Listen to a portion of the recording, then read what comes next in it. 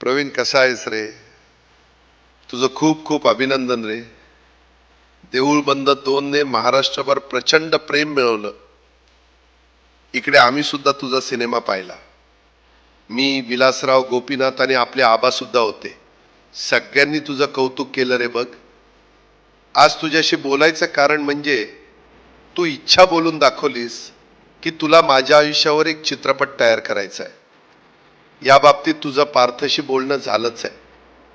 खरं तर एवढ्या लवकर माझ्या आयुष्यावर चित्रपट कोणी काढेल असं मला काय कोणालाच वाटलं नव्हतं. पण ते म्हणतात ना, नियतीपुढे कोणाचंच चालत नाही. असो प्रवीण, तुझं काम मी जवळून बघितलंय. मुळशी पॅटर्न असो की धर्मवीर, मातीशी जोडलेली माणसं पडद्यावर कशी आणायची हे तुला चांगलं ठाऊक आहे.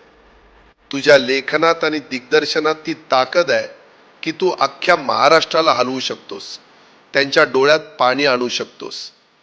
माझ्या या चित्रपटातून महाराष्ट्राला सांग, अजित पवार काय होता.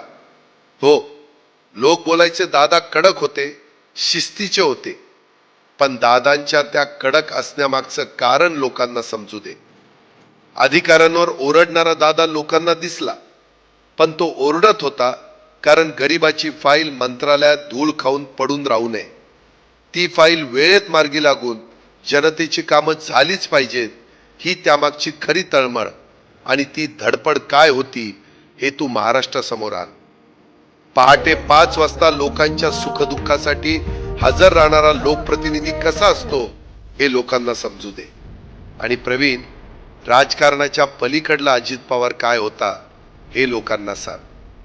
बाहेरून कडक वाटणारा दादा आतून आपल्या माणसांसाठी, महाराष्ट्रासाठी किती हळवा होता हे पडद्यावर उतरव.